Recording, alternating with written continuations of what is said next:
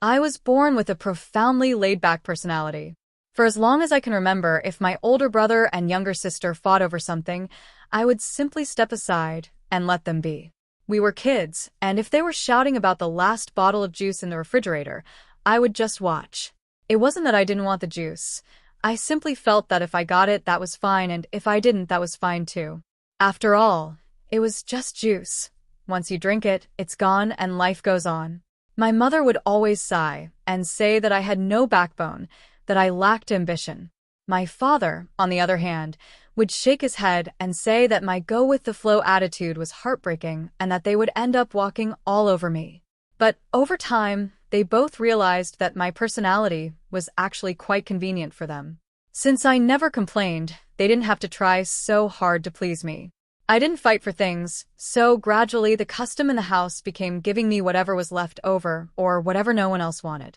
That dynamic was reflected in every aspect of our upbringing.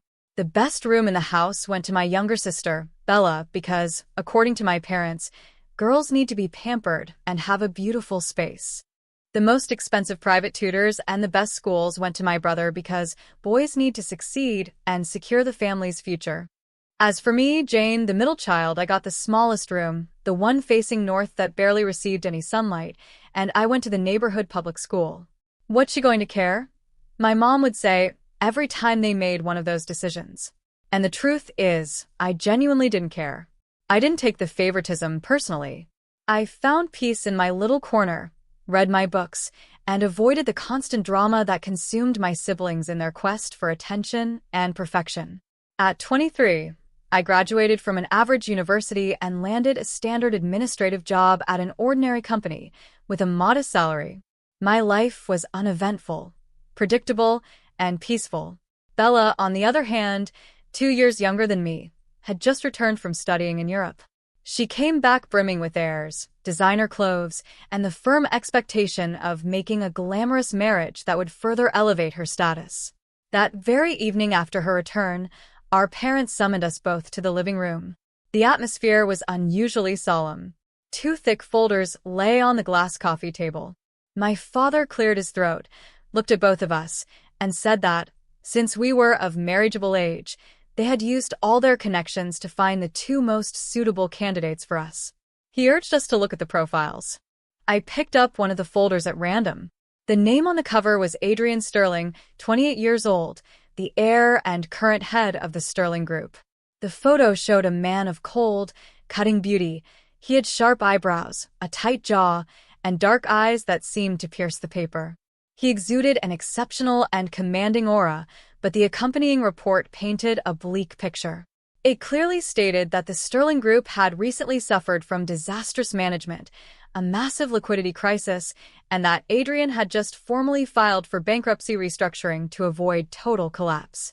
The other file belonged to Liam Cole, the only son of the extremely wealthy Cole family.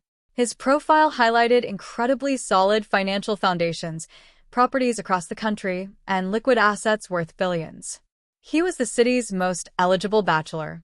Bella chooses first, of course, my mother said, breaking the silence. She looked at me as if my presence were a mere formality, as if it were the most natural thing in the world for my younger sister to have priority over my future. Bella didn't even bother to look at Adrian Sterling's file. Her eyes gleamed with greed as she read the Cole fortune, and she immediately grabbed Liam's folder, clutching it to her chest. "I want the Cole family," she declared. Then she turned to me, a smile that didn't quite reach her eyes, gleaming with poorly disguised triumph and a touch of pity. "Jane, you marry Adrian. You're never picky about anything anyway. Surely you can manage on a tight budget." I glanced at Adrian's picture, his stern gaze, and then at my family. I nodded slowly. "Okay," I replied, letting out a sigh of relief that my mother mistook for resignation. Bella was sensible in her cruel way. The Sterling Group was in ruins, but Adrian was still a Sterling. I figured as long as he was a decent human being and didn't cause me any trouble, living a modest life with him was perfectly fine. Marriage is just marriage. It's just living life with another person.